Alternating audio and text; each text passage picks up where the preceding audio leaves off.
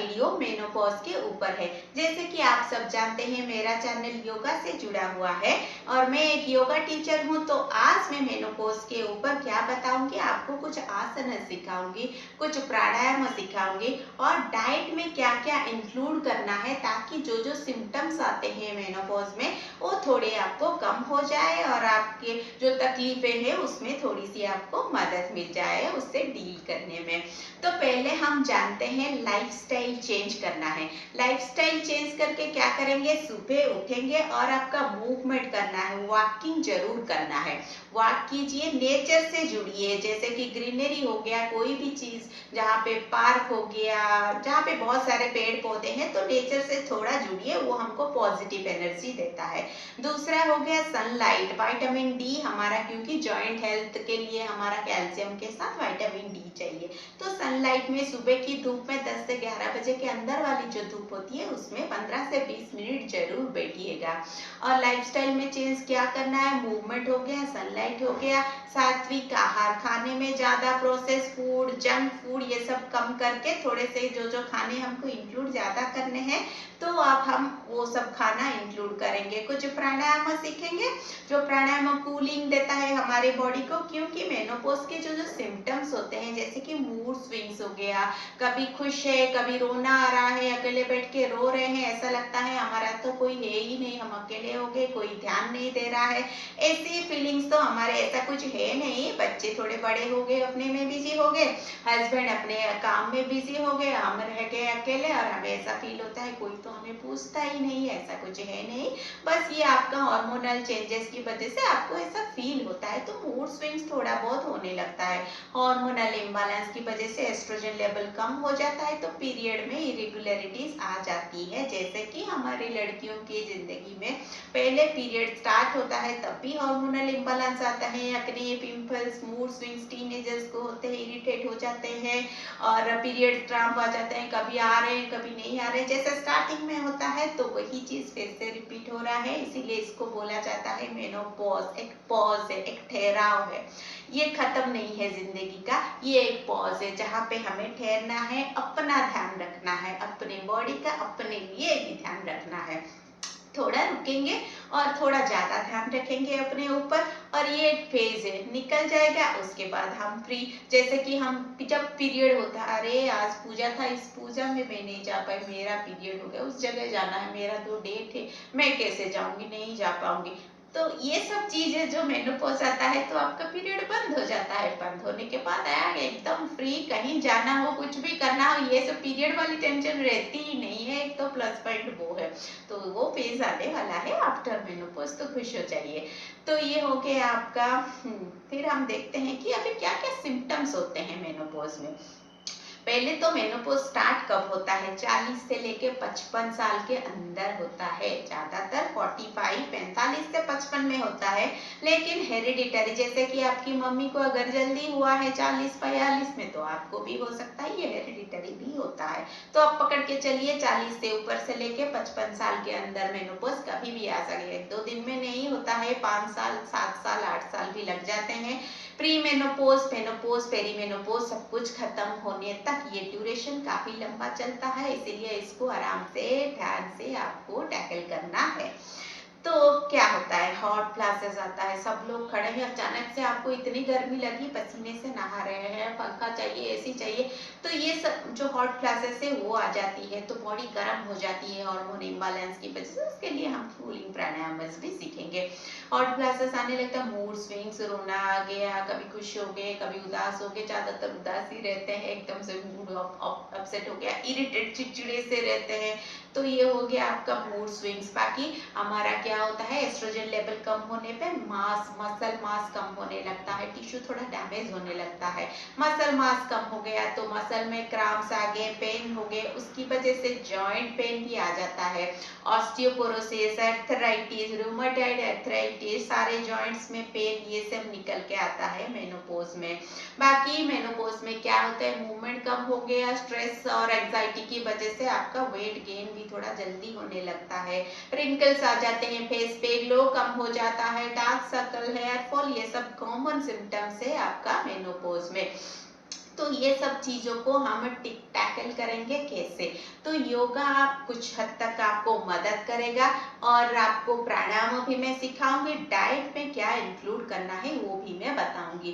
तो चलिए पहले सीखते हैं कुछ आसन, देन प्राणायाम, देन डाइट में क्या आपको खाने में इंक्लूड करना है जो आपको मेनोपॉज के टाइम में हेल्प करेगा वो सीखेंगे। तो पहले सीखते हैं आसन। पहला आसन होगा balancing and strengthening tree pose vrikshasana. तो बैलेंस क्यों करना है, जितना हम बैलेंस जब हम बैलेंस करते हैं तो उस पोज को होल्ड करने में हमारा पूरा फोकस रहता है। तो एंजाइटी डिप्रेशन उस टाइम में दिमाग में कुछ और नहीं चल रहा होता है, क्योंकि एंजाइटी डिप्रेशन में दिमाग इधर उधर बहुत कुछ फ्यूचर के बारे में सोचता है, मेरा क्या होगा ये वो बहुत कुछ सोचते हैं। तो बैलेंसिंग आसन में हम माइंड को स्थिर कर सकते हैं, शांत कर सकते हैं और धीरे धीरे जैसे कि मेनोपॉज में आपका बोन वीक हो जाता है तो स्ट्रेंथ स्टैमिना कम हो जाता है पैरों में मूवमेंट करने में। तो ये जो ट्री पोज है ये बैलेंसिंग स्ट्रेंथनिंग दोनों करता है। तो चलिए सीखते हैं ट्री पोज। खड़े हो जाएंगे। ट्री पोज करने के लिए क्या करेंगे, राइट नी को बेंड करेंगे, इनर थाई मसल पे रखेंगे ऐसे, और आप यहाँ भी खड़े हो सकते हैं। बिगिनर है वॉल का सपोर्ट लेके खड़े हो जाइए, नहीं तो हाथ ऊपर उठा के खड़े हो जाइए और यहाँ ट्री पोज में आपको होल्ड करना है।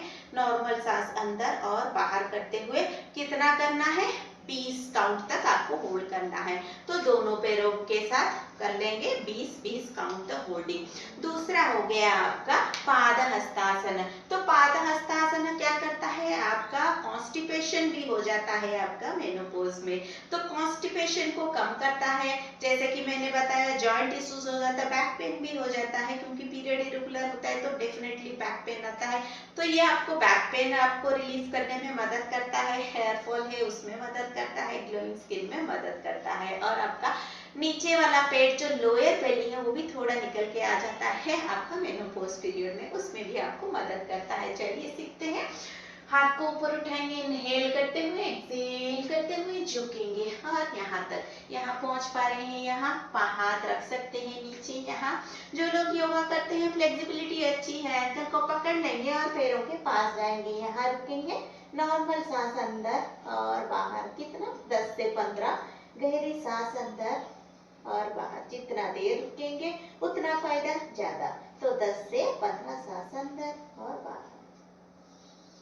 इनहेल करते हुए ऊपर, एक्सहेल करते हुए रिलैक्स करेंगे। नेक्स्ट वन हम क्या करेंगे, Marjari Balasana, cat and cow. तो ये कैट एंड काउ के बेनिफिट क्या है, अगेन आपका अगर बैक पेन है उसमें आपको रिलीफ देता है, चेस्ट ओपनर है, स्ट्रेस है, आपको थोड़ा लो फील कर रहे हैं तो चेस्ट ओपन अप होगा तो वो सब इमोशंस आपके रिलीज हो जाएंगे। कॉन्स्टिपेशन में भी आपको कैट एंड काउ मदद करता है।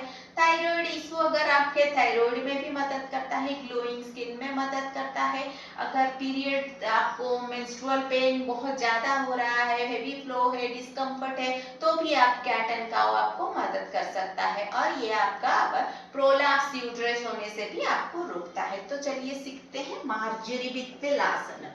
तो नी के दोनों बीचों बीच रहेगा, शोल्डर विड्थ गैप रखेंगे, दोनों हाथों को खोल लेंगे अच्छे से, शोल्डर विड्थ गैप। यहाँ से इनहेल करते हुए ऊपर, एक्सहेल चिन को टच करेंगे चेस्ट के साथ। इनहेल करते हुए ऊपर, एक्सहेल नीचे, इनहेल करते हुए ऊपर, एक्सहेल नीचे। ये कितनी बार करना है, 10 से 15 बार जरूर कर लीजिएगा मार्जरी बिस्मिल्लाह। नेक्स्ट वन हो गया चाइल्ड पोज या बालासन। ये एक रिलैक्सिंग पोस्चर है पीरियड क्रम से, तो ये आप जरूर कीजिए, ड्यूरिंग पीरियड भी आप कर सकते हैं। ये कैट एंड काउ भी कर सकते हैं मार्जरी वाला, और ये बालासन है, रिलैक्सिंग पोस्चर है। बैक पेन है, शोल्डर पेन है, नेक पेन है, तो ये सारे में रिलीफ करता है आपको, क्योंकि ये रिलैक्सिंग पोस्चर है। एंजाइटी, डिप्रेशन और इंसोम्निया, नींद नहीं आती है तो भी सोने से पहले कर सकते हैं। डाइजेशन में हेल्प करता है, कॉन्स्टिपेशन ब्लोटिंग में भी हेल्प करता है। दोनों नी को ऐसे ओपन कर लेंगे, गैप बना लेंगे, स्पेस दे देंगे, दोनों हाथों को रखेंगे जमीन पे, अब स्क्वीज लेंगे, स्लाइड करेंगे, स्लाइड करेंगे, स्लाइड करेंगे, स्लाइड करेंगे, चेस्ट आ गया आपका मैट के ऊपर। अब एल्बो डाउन कर लेंगे और फोरहेड भी टच कर लेंगे और यहीं पे रुकेंगे। नॉर्मल सांस अंदर और बाहर करते हुए 10 से 15 सांस अंदर और बाहर करते हुए आप चाइल्ड पोज में रुकेंगे। नेक्स्ट हम क्या करेंगे, बंधक कोणासन। तो बंधक कोणासन एक हिप ओपनर और स्ट्रेंथनर है। हिप को क्यों ओपन और स्ट्रेंथन करना है, स्ट्रेंथन करेंगे तो आपका क्या होता है, प्रोलैप्स यूट्रस हो गया या यूरिनरी इनकॉन्टिनेंस, जो यूरिन लीकेज हो जाता है ना, वो मसल आपका पेल्विक मसल टाइट हो जाएगा तो उसमें आपको मदद मिलेगी। तो ये दोनों टोज को ज्वाइन कर लीजिए और अपनी तरफ कीजिए जितना आप खींच सकते हैं। इंटरलॉक कर लीजिए, हाथ को पकड़ लीजिए, टो को अब पैरों को बस हिलाना है। कितनी बार, 20 से 30 बार तक ऐसे ही हिलाना है ताकि आपको मदद मिल जाए। अगर आपका पीरियड खुल के नहीं आ रहा है, कम कम सा आ रहा है, डिले हो रहा है, टाइम पे नहीं हो रहा है, पीसीओडी की समस्या है, तो ये आपको बहुत मदद करने वाला है ये तितली आसन। चलिए नेक्स्ट वन हम सीखते हैं सेतु बंधासन, ब्रिज पोज। इसके लिए हम लेट जाएंगे आपके मैट पे, पीठ के बल लेटेंगे, दोनों घुटनों को मोड़ेंगे, थोड़ा पास में ले आएंगे, दोनों घुटने के बीच में गैप रखेंगे, दोनों एंकल को हाथ से पकड़ लेंगे। इनहेल करते हुए आपका बटक और बैक को ऊपर उठाएंगे, यहीं रुकेंगे। नॉर्मल सांस अंदर और बाहर करते हुए 5 से 10 सांस अंदर बाहर, अंदर बाहर। ये क्या करता है, आपका जो आपका प्रोलैप्स यूट्रस से बच्चादानी नीचे खिसक जाता है उसमें मदद करता है। आपका पेल्विक मसल को स्ट्रेंथन करता है, तो यूरिनरी इनकॉन्टिनेंस से आपको बचा लेता है। बैक पेन है तो उसमें भी रिलीफ कर लेता है। तो ये हो गया आपका सेतु बंधासन के बेनिफिट। नेक्स्ट हम क्या करेंगे, एक ट्विस्टिंग पोज करेंगे। ट्विस्टिंग, मोस्टली ट्विस्टिंग आपका constipation, bloating, acidity, back pain में आपको मदद करता है, जो कि कॉमन सिम्टम्स है आपके मेनोपॉज में। दोनों पैरों के बीच में ओपन करेंगे, गैप रखेंगे, गैप मैट का जितना चौड़ाई है उतना, दोनों हाथ को ऊपर, दोनों पैरों के बीच में उतना गैप रखें कि दोनों नी हम बेंड करेंगे तो जमीन को टच कर पाए। जिसका नहीं हो रहा है, इतना हो रहा चलेगा। यहाँ ट्विस्ट किए, अब दूसरी तरफ ट्विस्ट किए, अब राइट की तरफ, लेफ्ट की तरफ, राइट की तरफ, लेफ्ट की तरफ, राइट की तरफ, लेफ्ट की तरफ। ये हो गया आपका ट्विस्टिंग, हो गया मकर आसन। वो हो गया मकर आसन के बेनिफिट्स के साथ। अभी हम करेंगे सुप्त बद्ध कोणासन। अभी फिट्स को जोड़ेंगे और ऐसे मैट पे रखेंगे और थाई को ओपन कर लेंगे, ठीक है। अब बस ऐसे ही लेटना है, दोनों हाथों को साइड में रख लेंगे और नॉर्मल सांस अंदर और बाहर करते हुए रुकेंगे। ये बहुत ही रिलैक्सिंग पोस्चर है। अगर आपको मेंस्ट्रुअल पेन होता है, आपको बहुत ज्यादा पेन होता है पीरियड में, तो उसमें भी आप कर सकते हैं। ये थोड़ा रिलीफ देता है आपको, आपका पेल्विक मसल्स को आराम देता है। और पीरियड अगर टाइम पे नहीं आते हैं तो भी आप ये वाला कर सकते हैं। तो ये period irregularities, painful menstruation, back pain, अगर हिप में आपके पेन है तो भी ये आपको रिलैक्स कर सकता है। ये आपका बद्ध सुप्त बद्ध कोणासन। तो लास्ट वन हम करेंगे विपरीत करणी। इसको क्या करना है, वाल के पास चले जाएंगे, दोनों पैरों को ऊपर उठाएंगे वाल के सपोर्ट में और हाथों को साइड में रखेंगे। बस यही करना है, लेटना है पैरों को ऊपर करके, क्योंकि ज्यादा ब्लड और ऑक्सीजन सप्लाई हो रहा है पैर की तरफ। पैर थके थके से रहते हैं, आपका पैरों में जान नहीं रहता है, टायर्ड रहता है, उसकी वजह से कर सकते हैं। वेरिकोज वेन्स अगर है उसमें भी आपको काफी फायदा मिल सकता है। यहाँ पे आप टो को ऊपर नीचे भी कर सकते हैं। अगर आपको सियाटिका या वेरिकोज वेन्स है तो ऐसे टोज को ऊपर नीचे भी कर सकते हैं। और ये आपका ब्लड सर्कुलेशन बेटर करता है। आपका एंजाइटी, स्ट्रेस और इंसोम्निया, नींद नहीं आता है तो भी रात को सोने से पहले आप ये विपरीत करणी में लेट सकते हैं 5 से 10 मिनट के लिए। चलिए अब उठेंगे, बैठ जाएंगे। तो ये हो गए कुछ आसन जो आप मेनोपॉज में होने वाली प्रॉब्लम से आपको बचा सकता है।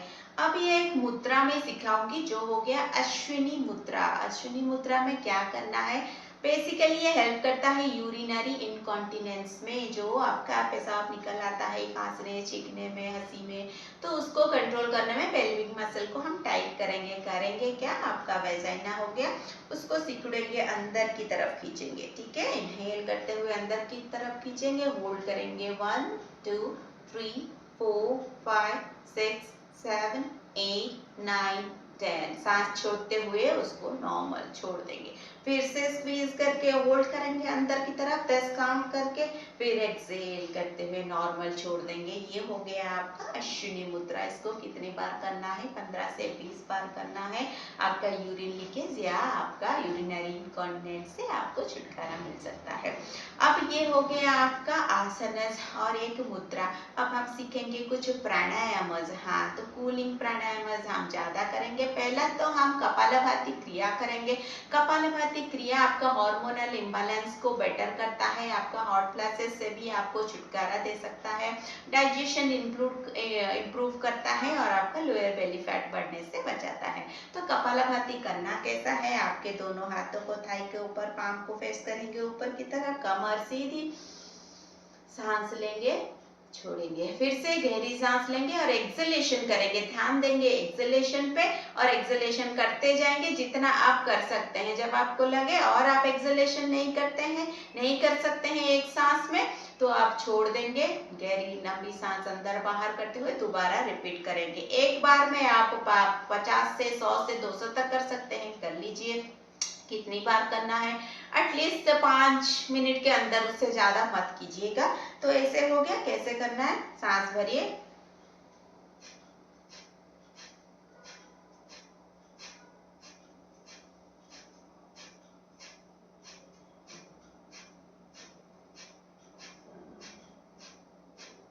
ऐसे करना है। पर हाँ, पीरियड के ड्यूरेशन, जब आपका पीरियड चल रहा है तब ये आपको नहीं करना है। रिसेंट अगर कोई सर्जरी हुआ है, आपका एब्डोमेन में, पेट में दर्द है, तो ये कपालभाति को आप बेटर अवॉइड करें। खाना खा के कपालभाति कभी भी नहीं करना है। हो गया कपालभाति।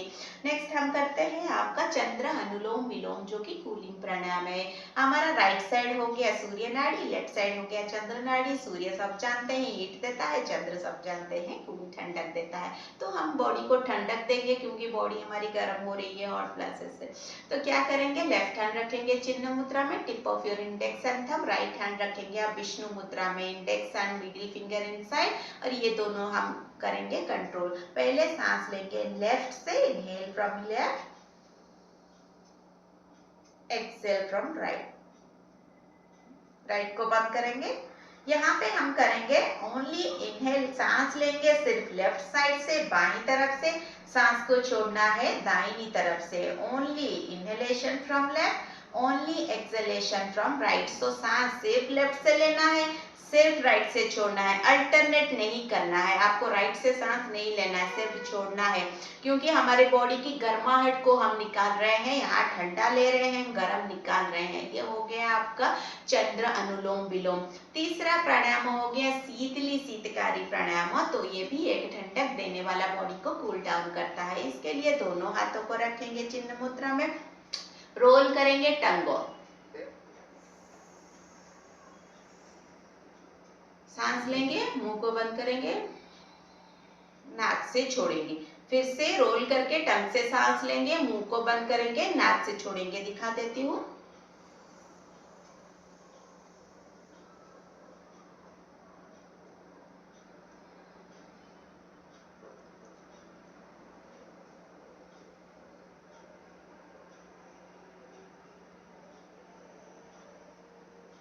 इसको कितनी बार करना है, 20 से 25 बार जरूर कर लीजिएगा। बाहर बैठ के नहीं करना है, पॉल्यूशन डस्ट बहुत है, मुंह से हम सांस ले रहे हैं, सारा अंदर जाएगा, घर के अंदर ही कीजिएगा। वेल वेंटिलेशन होना चाहिए। तो ये हो गया आपका शीतली प्राणायाम। अब दूसरा, अब लास्ट वाला प्राणायाम, भ्रामरी प्राणायाम। भ्रामरी क्या करता है, मन को शांत करता है। गुस्सा आ रहा है, इरिटेशन आ रहा है, उसको एकदम से शांत कर देता है। एंजाइटी हो रही है आपको, तो भी आपको बहुत मदद मिलती है भ्रामरी प्राणायाम में।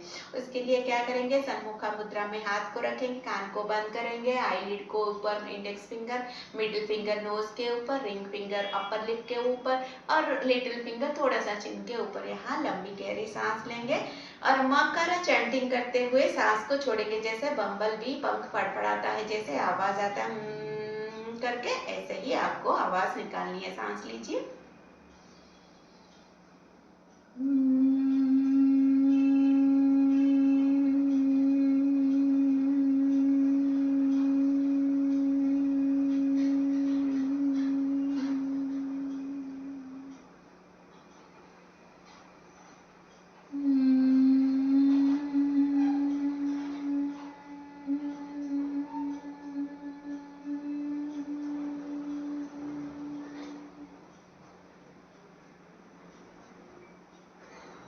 कितनी बार करना है? 10 से 15 बार सांस लेना है। मकर चैंटिंग के साथ सांस छोड़ना है। जब हो जाए दोनों हाथों को ऊपर की तरफ रखेंगे, ऑक्सीजन इनटेक होगा। नॉर्मल सांस अंदर और बाहर करते हुए यही चुपचाप आंखें बंद करके ध्यान को केंद्रित करेंगे। सांसों पे अपना नजर देंगे, मन अपने आप शांत हो जाएगा। चलिए, ये हो गया कुछ प्राणायाम। अब हम सीखते हैं खाने में क्या इंक्लूड करना है।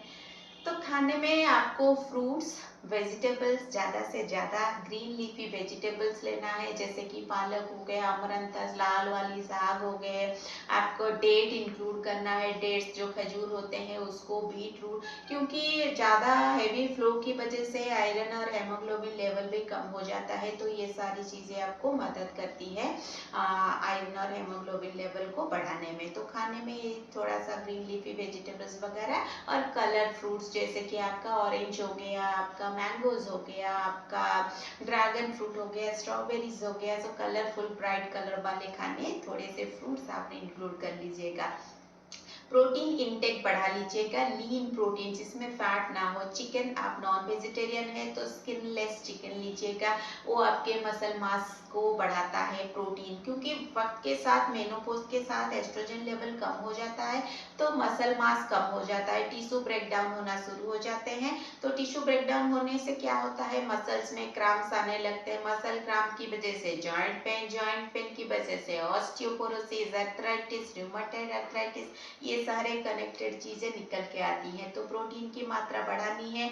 आप सोयाबीन ले सकते हैं, सोया प्रोटीन, सोया पनीर ले सकते हैं, दालें ले सकते हैं, और आपका राजमा, किडनी बीन्स भी बहुत अच्छा होता है, वो स्प्राउट्स ले सकते हैं प्रोटीन के लिए। और दूध, पनीर, चीज, ये सब चीजें आप प्रोटीन में इंक्लूड कर सकते हैं अपने डाइट में। अब दूसरा हो गया कैल्शियम रिच खाना। कैल्शियम क्यों लेना है? क्योंकि जैसे कि आप जानते हैं मेनोपॉज में आपका कैल्शियम कम होने लगता है हार्मोनल इम्बैलेंस की वजह से। कैल्शियम कम हो गया तो जॉइंट पे हमारा असर पड़ता है और हमारा बोन डेंसिटी थोड़ा कम होने लगता है कैल्शियम कम होने की वजह से। तो कैल्शियम इंटेक थोड़ा बढ़ा देना है।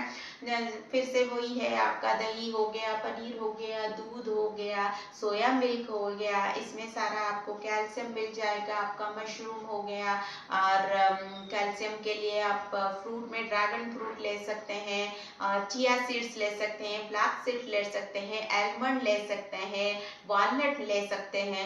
और ये सारी चीजें हैं जो ड्राई फ्रूट्स है, बहुत अच्छी, उसमें एसेंशियल ऑयल भी पाया जाता है जो कि ल्यूब्रिकेशन को, जॉइंट में ल्यूब्रिकेशन को भी बढ़ाता है।